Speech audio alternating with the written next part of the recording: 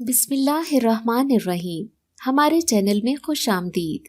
मैं नींद बेहोशी की हालत में इस कमरे के फर्श पर पड़ी थी। आहिस्ता आहिस्ता इस नशे का असर मेरे जहन से उतरने लगा। जैसे ही मैं होश में आई तो अपने ऊपर टूटने वाली क़यामत भी याद आने लगी। मैं तो मदरसे से वापस आ रही थी, तो आखिर मेरे साथ ये जुल्म क्यों हुआ था? क्या कसूर था मेरा? मेरी आंखों में आंसू थे और कमजोरी के बायस उठकर बैठा भी ना गया।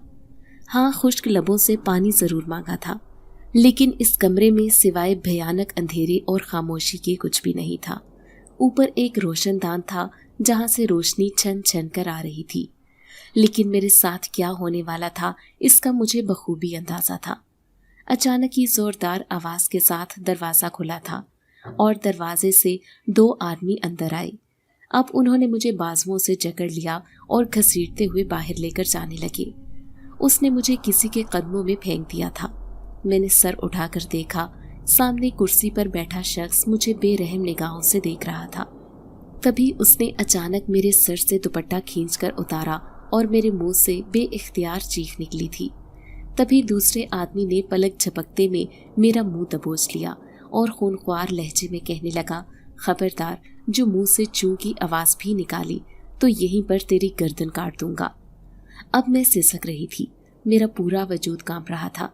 फिर वो आदमी उनकी तारीफ करते हुए कहने लगा, वाह भई राजा, माल तो तुम बहुत अच्छा लेकर आए हो, तुमने तो कमाल कर दिया।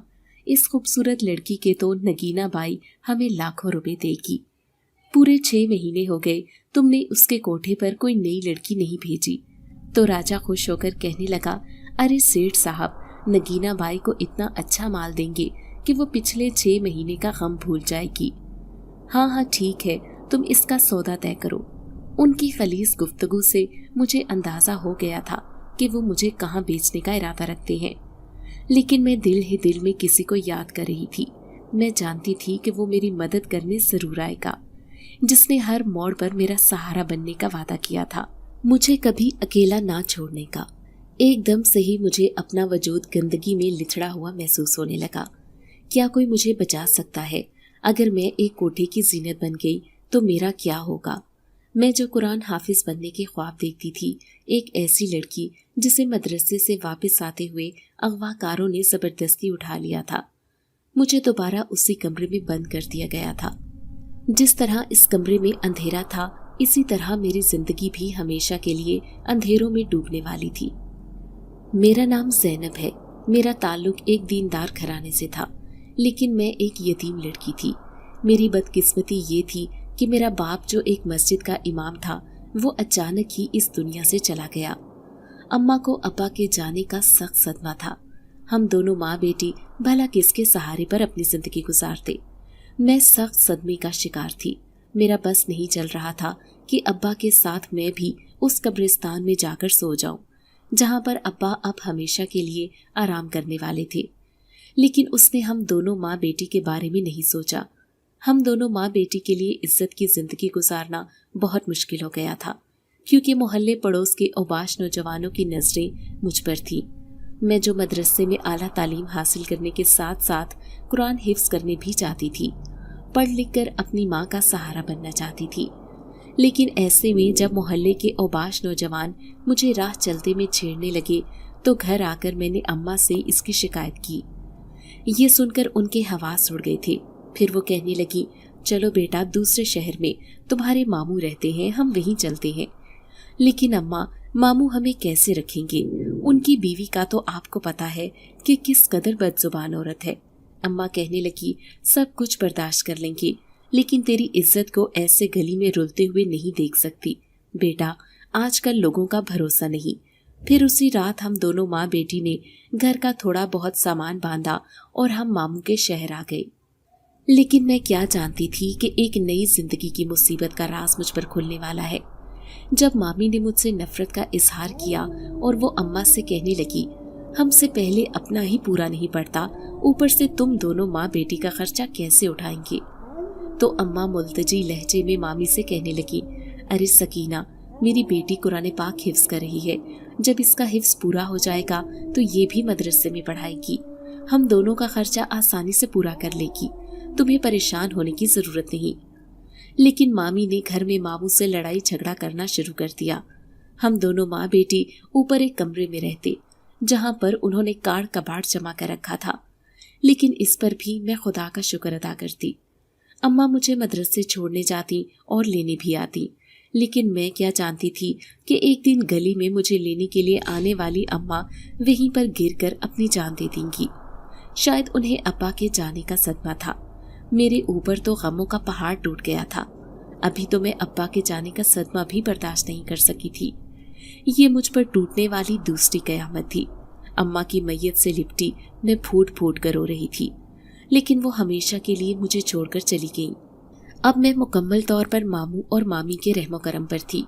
फिर अम्मा के मरने के 1 महीने के बाद मैंने मामू से कहा कि मैं दोबारा मदरसा पढ़ना चाहती हूँ, अपना कुरान पाक मुकम्मल करना चाहती हूँ, क्योंकि मैं एक हाफसा बनना चाहती थी। मामू कहने लगे, देखो अब तुम्हारी माँ तो रही नहीं, इसलिए तुम्हारी जिम्मेदारी मेरे ऊपर है। ऐसे में अगर कुछ ऊंच नीच हो गई तो मैं उससे क्या जवाब दूंगा। मैं कहने लगी कि मामू ऐसा कुछ नहीं होगा, मैं एक नेक काम करने के लिए जा रही हूँ। मामू ने तो मुझे इजाजत दे दी थी, लेकिन मामी बहुत ज्यादा गुस्सा कर रही थी। वो हरगिज ये नहीं चाहती थी कि मैं मदरसे में पढ़ने जाऊं, इसलिए उन्होंने कहा कि अगर इस घर में रहना है तो घर का काम भी करना पड़ेगा। मैं सारे घर का काम करती और फिर मदरसा में पढ़ने जाती। लेकिन पिछले कुछ दिनों से मुझे ऐसा महसूस हुआ जैसे कुछ लोग मेरा पीछा करते हैं। 2 आदमी थे जो अजीबोगरीब हुलिये के मालिक थे। वो मुझे सर से पांव तक ऐसे देखते जैसे किसी कुर्बानी के जानवर को देखा जाता है। मैं उनसे खौफजदा रहने लगी और अक्सर ही वो मुझे गली के नुक्कड़ पर खड़े हुए नजर आते। मैं उनसे बचकर निकलना चाहती थी, लेकिन अचानक ही उस दिन वो मेरे पीछे आने लगे।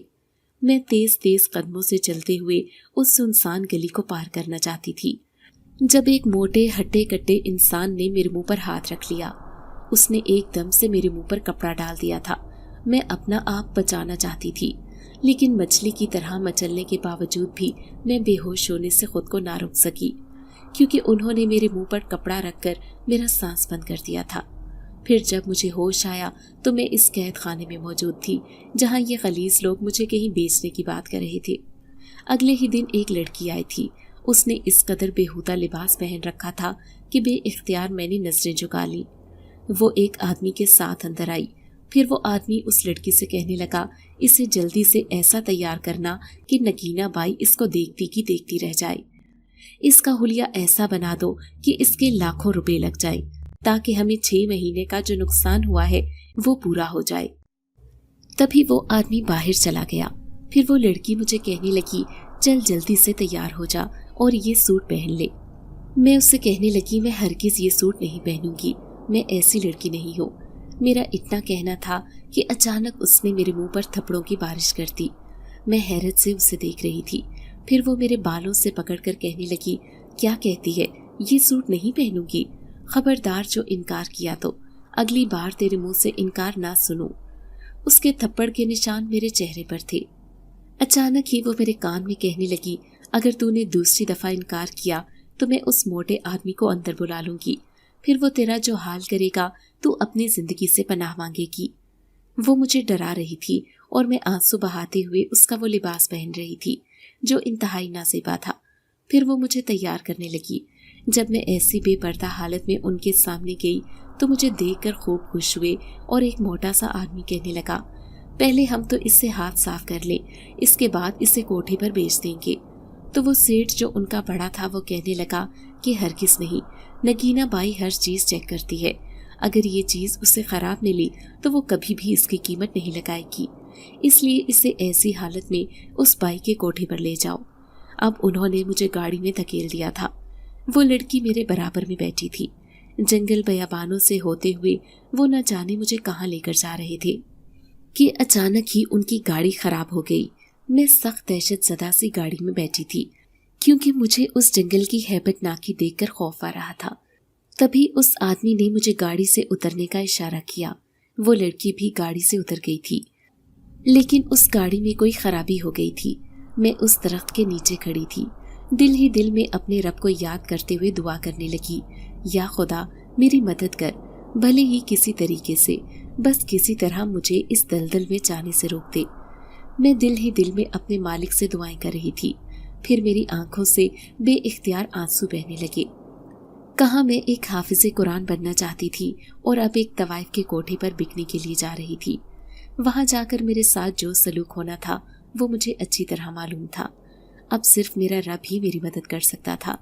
मैं दिल ही दिल में उसको याद करते हुए फरियाद कर रही थी, लेकिन अचानक ही मेरी आंखों ने एक हैरत अंगेज मंजर देखा था। जैसे ही मेरी आंखों से आंसू गिरे वो फजा में ही मौलिक हो गए थे, जैसे किसी ने इसे अपने हाथों में पकड़ लिया हो। ये देखकर मैं सख्त दहशत ज़दा हो गई।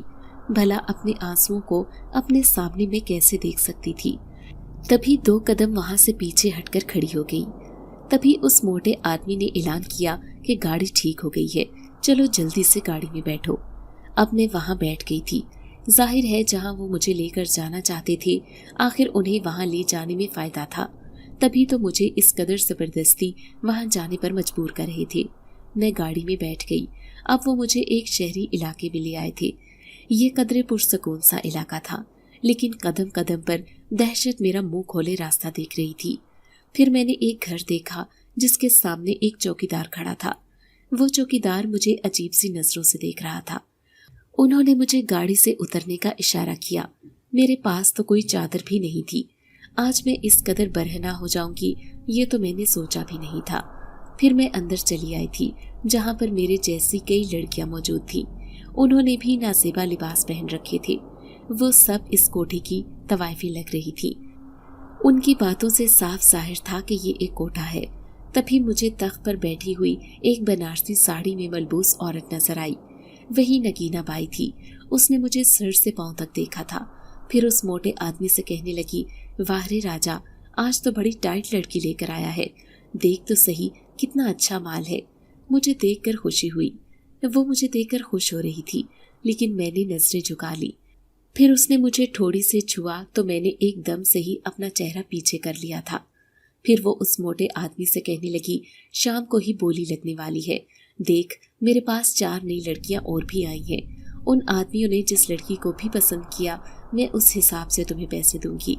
इसलिए आज शाम को तैयार रहना, जब तक हमारे यहाँ मेहमान बनकर रहो। और इस लड़की को इसी कमरे में भेज दो जहाँ पर निर्मला इसको तैयार कर देगी। उसने मुझे एक कमरे में भेज दिया था। मैं पहले ही इस लिबास की वजह से शदीद परेशानी का शिकार हो रही थी, लेकिन जब उसने मुझे कमरे में भेजा तो ये देखकर मेरी जान निकल गई कि वहां पर भी मुझे तैयार होना था। फिर वो लड़की जिसका नाम निर्मला था वो कहने लगी, क्यों रे, जल्दी से तैयार हो जा। देख, महफिल शुरू होने में सिर्फ 3 से 4 मिनट बाकी हैं, इसलिए जल्दी जल्दी हाथ चलाना पड़ेगा। अब मैंने उसके दिए हुए कपड़े पहन लिए।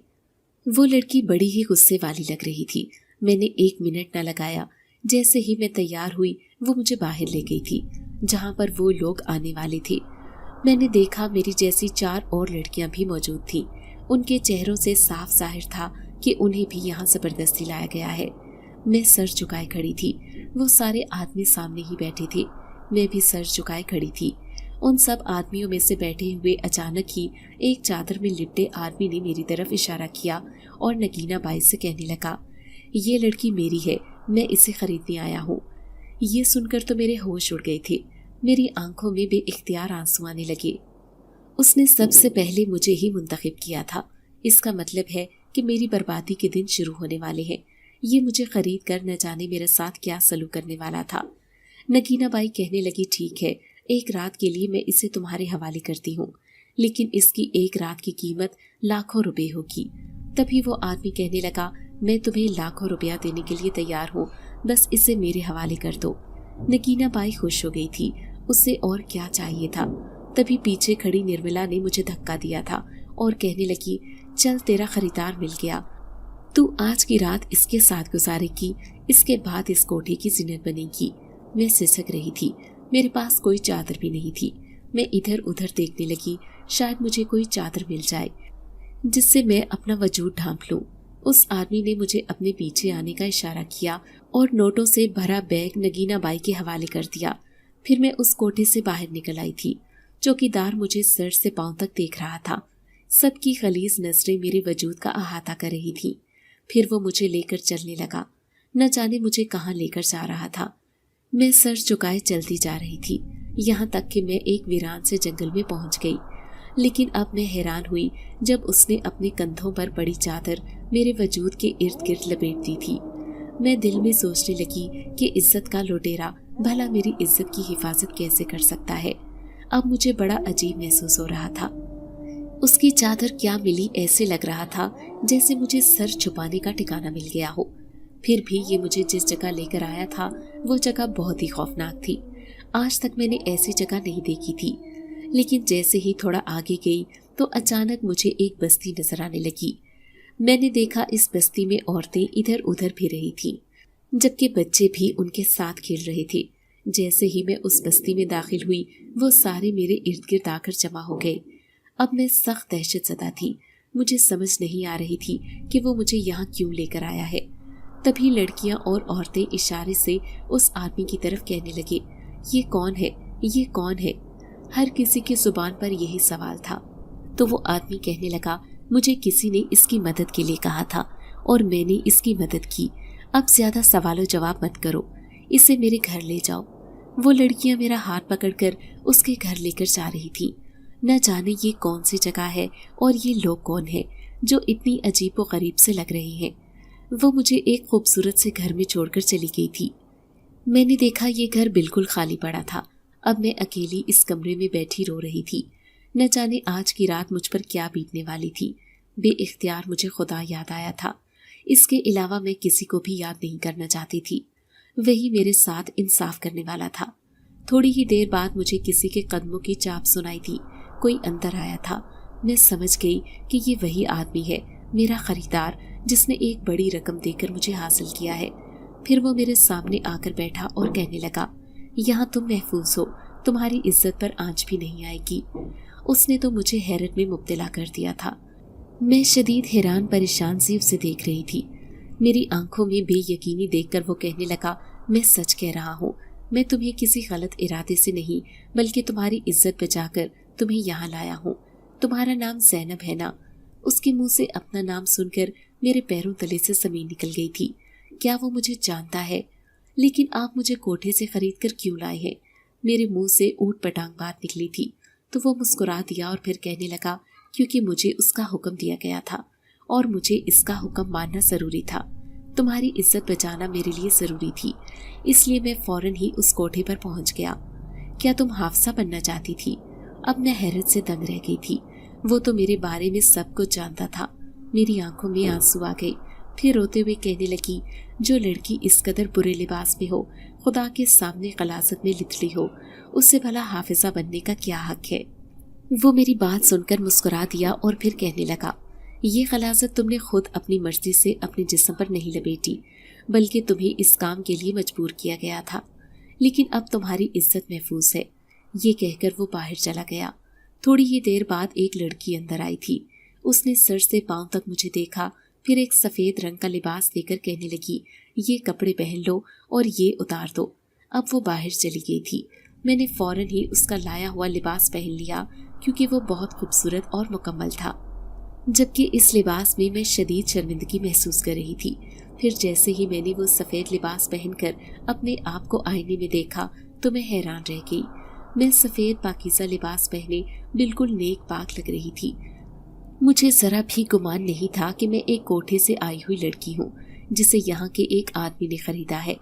अब वो मुझे कहने लगी कि मैं खाना लेकर आती हूँ, तुम मेरा इंतज़ार करना। आखिर ये सब लोग मेरी इतनी खिदमत क्यों कर रहे हैं? मैं हैरान रह गई। भला एक तवाइफ की इतनी इज्जत कहाँ से होती है?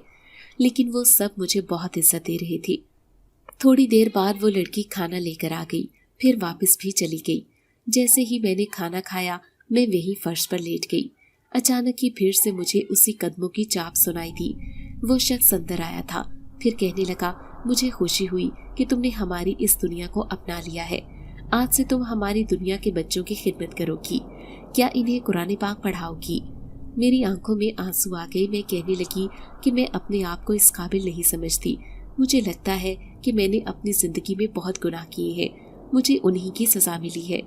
तो वो शख्स कहने लगा, नहीं, तुम गुनहगार नहीं हो। अगर गुनहगार होती तो वो मुझे कभी भी ना कहते कि मैं तुम्हें इस दलदल से निकाल लाऊं।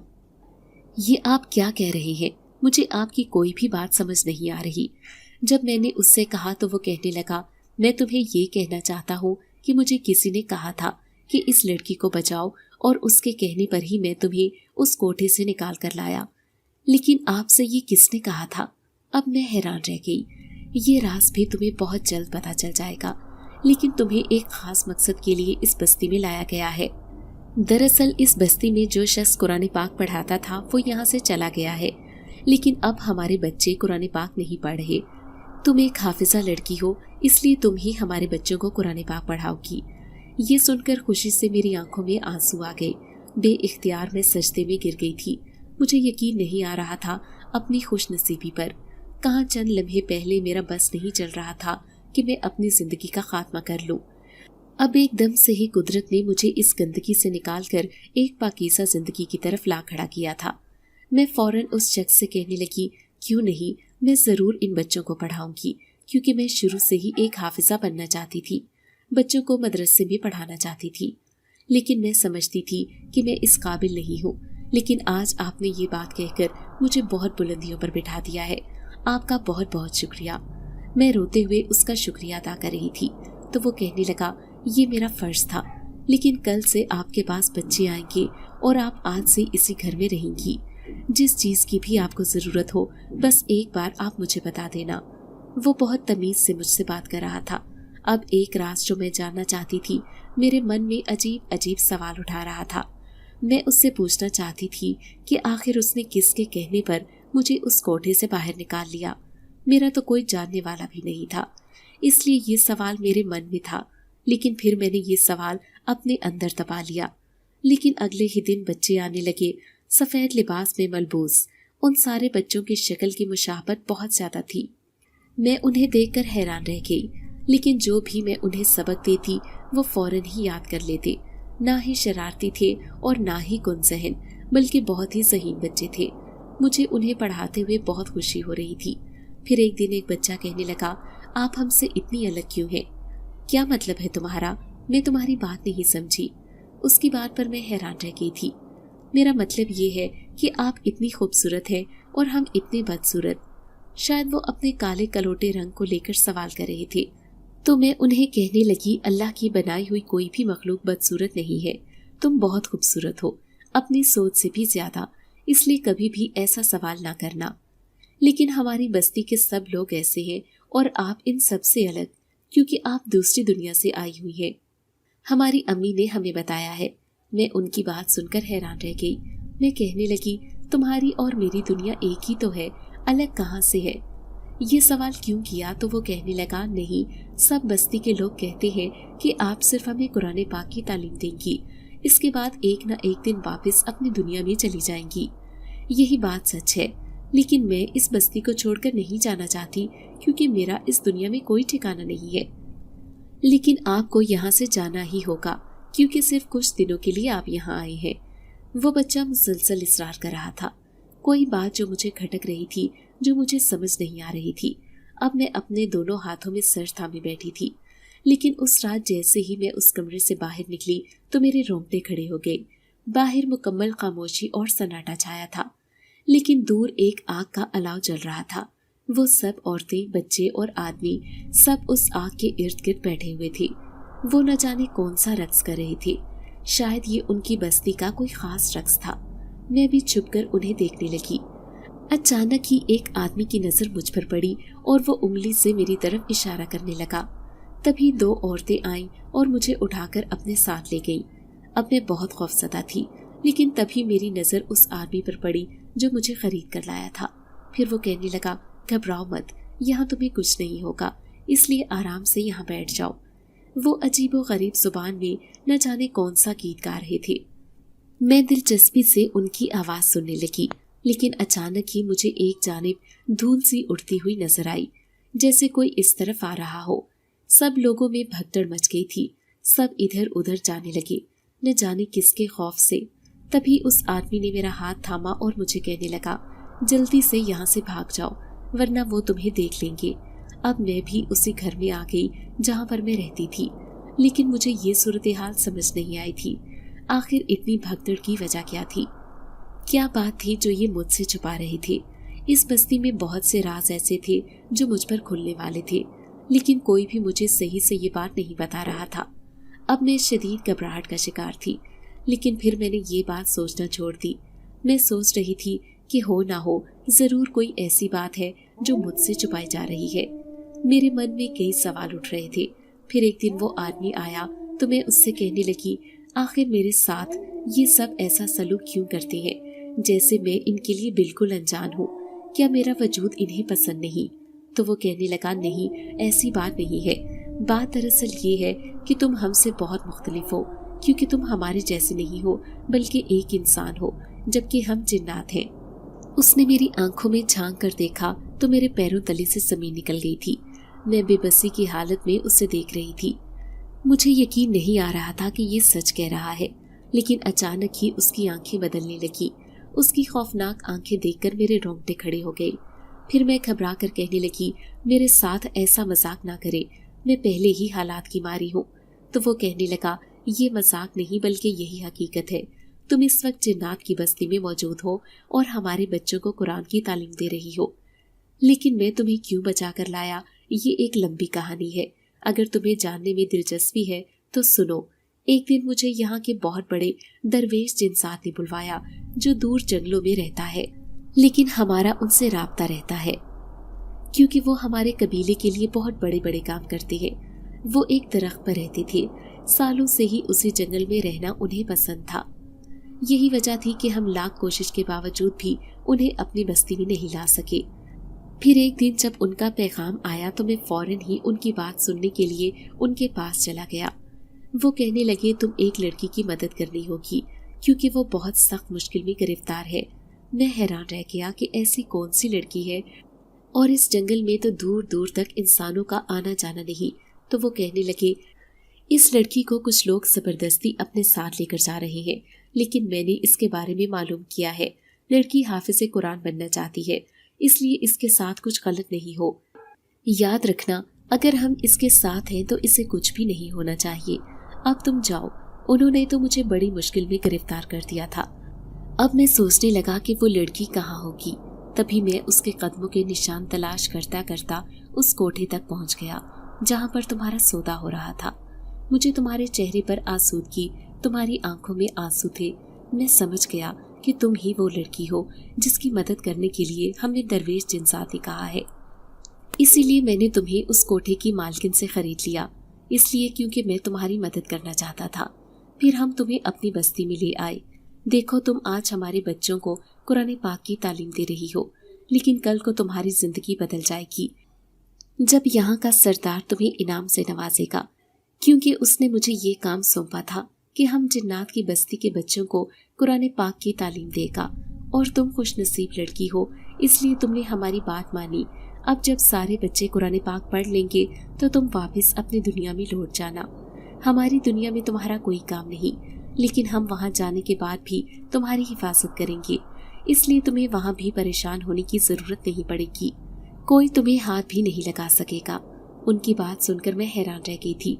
फिर मैं कहने लगी कि ये यहाँ की जिन जातियाँ हैं, क्या वो बच्चों को कुरान पाक की तालीम नहीं दे सकती?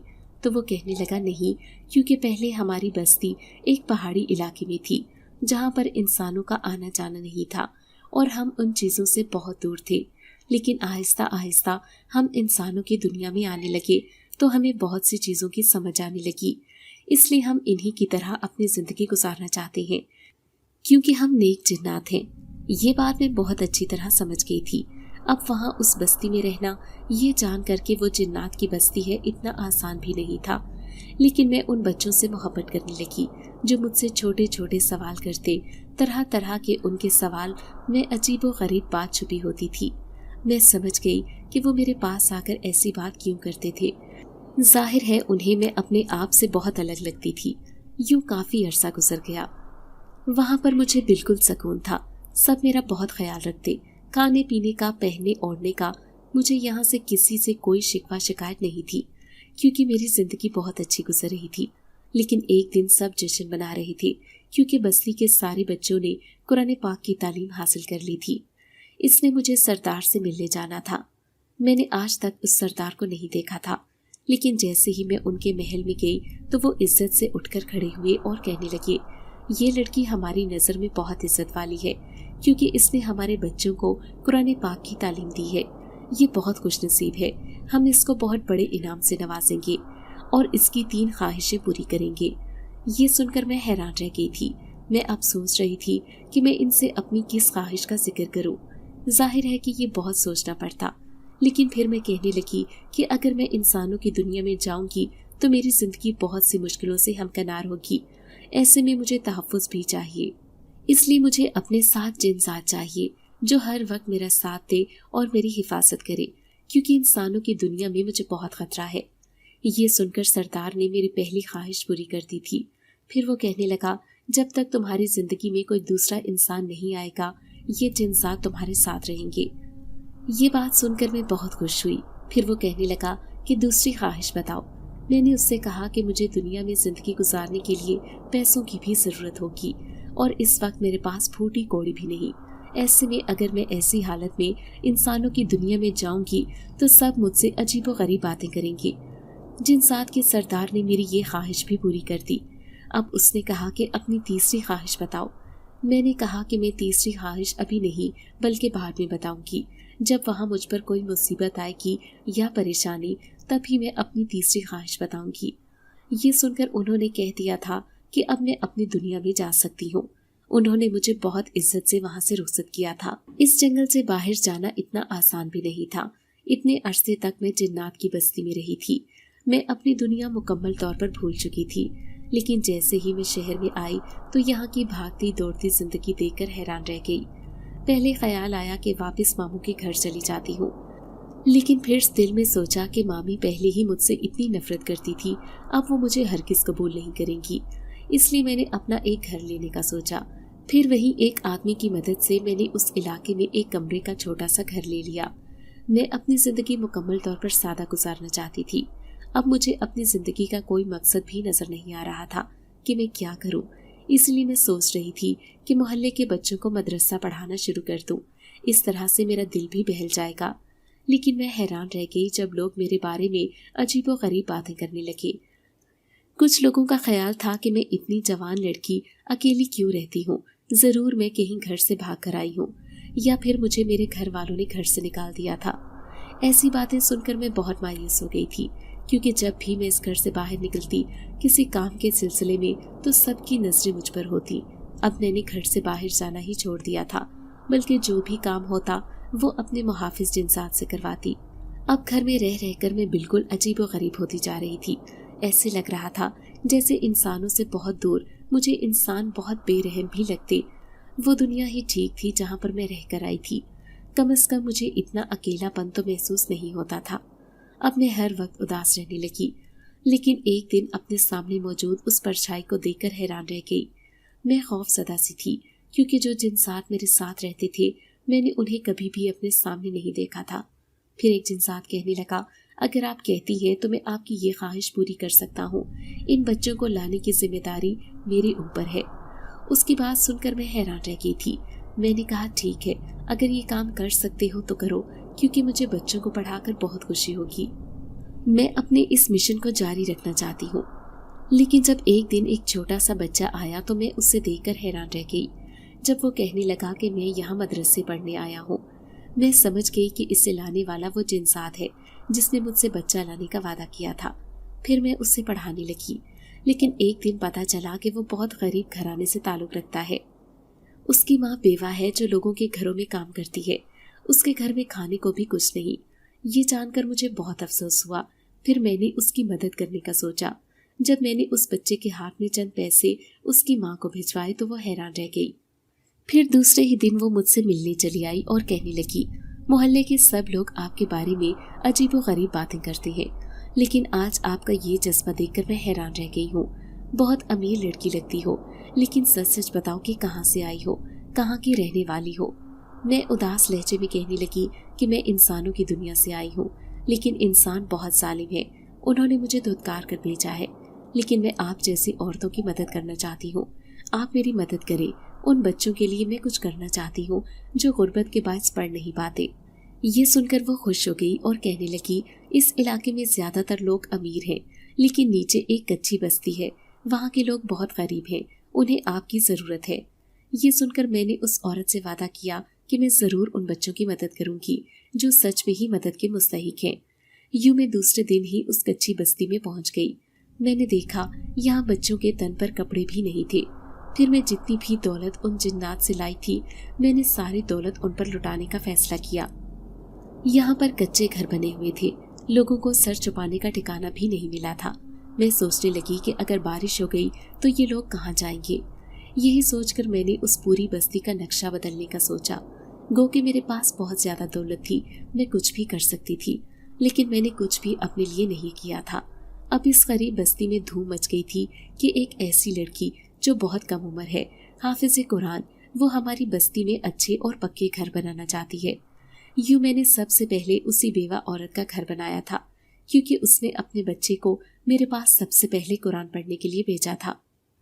جب اس کا گھر بن کر تیار ہوا تو اور عورتیں بھی آنے لگیں، کہنے لگیں باجی ہماری بھی مدد کریں، ہمیں بارشوں میں بہت پریشانی ہوتی ہے۔ ایک بار تو میرا بچہ بہت شدید نمونیے میں مبتلا ہو گیا تھا۔ اب اتنی بڑی بستی کا کام کرنا اتنا آسان بھی نہیں تھا، لیکن میں جانتی تھی کہ میری ابھی آخری خواہش رہتی ہے جو مجھے پوری کروانی ہے۔ تب میں نے اپنے دونوں محافظ جنزادوں سے کہا کہ میں ایک بار تمہارے سردار سے ملنا چاہتی ہوں۔ وہ مجھے واپس اسی جنسات کی بستی میں لے گئے۔ انہوں نے بڑے دل سے میرا استقبال کیا تھا۔ وہ ہمیشہ میری ایسے ہی عزت کرتے تھے۔ پھر وہ سردار کہنے لگا جو بھی تمہاری خواہش ہے آج وہ بتا دو، کیونکہ تمہاری تیسری خواہش آخری رہتی ہے۔ میں ان سے کہنے لگی آپ اپنی بستی کے جنسات سے کہیں کہ وہ میری مدد کریں، کیونکہ میں اس بستی کے گھر بنانا چاہتی ہوں جیسے آپ کی بستی ہے، صاف ستھری اور خوبصورت۔ یہاں پر کسی کے ساتھ ناانصافی نہیں ہوتی، سب کے گھر ایک جیسے ہیں، سب لوگ ایک دوسرے کی مدد کرتے ہیں۔ میں بھی ایک ایسی ہی بستی بنانا چاہتی ہوں، کیونکہ یہاں پر رہ کر میں نے بہت کچھ سیکھا ہے۔ یہ سن کر سردار خوش ہو گیا اور کہنے لگا اگر ہم تمہاری مدد کریں گے تو ہمیں خوشی ہوگی، ہم ضرور تمہارا اس نیک کام میں ساتھ دیں گے۔ دوسرے ہی دن میرا کام شروع ہو گیا تھا۔ اب جس کا بھی گھر بنانا ہوتا اسے ایک رات کے لیے دوسرے کے گھر میں بھیج دیا جاتا۔ یوں آہستہ آہستہ کر کے صرف 15 دن کے اندر اندر وہ پوری بستی تیار ہو گئی تھی، جہاں پر سارے گھر ایک جیسے تھے۔ پھر اس علاقے کے رہنے والے ایک بڑے افسر کو پتا چلا کہ ایک لڑکی جو یہاں اس شہر میں نئی آئی ہے وہ سب کی مدد کر رہی ہے، تو اس نے مجھے خاص طور پر اپنے گھر بلوایا ملنے کے لیے۔ میں جانا تو نہیں چاہتی تھی، لیکن اس نے ایک بڑی گاڑی بھیج دی مجھے لانے کے لیے۔ میں پہلے کی بنسبت بہت زیادہ بہادر بن چکی تھی۔ پہلے والا خوف اب میرے اندر دور دور تک نہیں تھا، میرے اندر ایک اعتماد کی فضا قائم ہو چکی تھی۔ پھر میں اس افسر سے ملنے گئی تو وہ میری تعریف کرتے ہوئے کہنے لگا لڑکی آپ تو واقعی ہی تعریف کے قابل ہیں، ہمیں بھی تو پتہ چلے کہ آپ کا بیک گراؤنڈ کیا ہے۔ میں نے سر جھکا لیا تھا، میں انہیں کیا کہتی کہ میرا کوئی بیک گراؤنڈ نہیں ہے۔ ظاہر ہے میں ایک ایسی لڑکی تھی جو یتیم تھی، جس کا کوئی حال پوچھنے والا نہیں تھا، جو خود دوسروں کے ٹکڑوں پر پل رہی تھی۔ لیکن اگر وہ جنات میرا ساتھ نہ دیتے تو میں کبھی بھی اپنی زندگی میں آگے نہیں بڑھ پاتی، بلکہ اسی طوائف کے کوٹھے پر اپنی زندگی گزار رہی ہوتی۔ اور پھر میری زندگی کس قدر کٹھن اور گناہ آلود ہوتی یہ مجھ سے بہتر کوئی نہیں جان سکتا۔ لیکن میں نے اسے کچھ بھی نہیں بتایا۔ میں اس سے صرف یہی کہنے لگی کہ میں جو کچھ کر رہی ہوں یہ سب کسی کی امانت ہے جو میں اچھے کام کے لیے استعمال کر رہی ہوں۔ یہ سن کر وہ بہت خوش ہوا تھا۔ پھر وہ پوری بستی مکمل طور پر تیار ہو گئی اور وہاں پر میں نے ایک چھوٹا سا اسکول بھی بنا دیا۔ اب میرا دل مطمئن تھا۔ وہاں بستی کی عورتیں آ کر کہتی آپ نے ہمارے لیے اتنی دولت استعمال کی، لیکن خود آپ ایک چھوٹے سے گھر میں رہتی ہے جس میں صرف ایک ہی کمرہ ہے۔ میں ان سے کہتی کہ میں اس میں بہت خوش ہوں اور یہ گھر ہی میری جنت ہے۔ لیکن میں حیران رہ گئی۔ جب 2-3 دن گزرے تھے تو ایک عورت آ کر کہنے لگی کہ اس افسر نے آپ کے لیے رشتہ بھجوایا ہے جو یہاں کا سب سے بڑا 17 گریڈ کا آفیسر ہے، وہ آپ سے شادی کرنا چاہتا ہے۔ یہ سن کر میں حیران رہ گئی تھی۔ میں نے کہا کہ میں کسی سے شادی نہیں کرنا چاہتی کیونکہ میں خود کو اس قابل نہیں سمجھتی۔ میرے انکار پر وہ آفیسر اگلے دن خود مجھ سے ملنے آیا تھا۔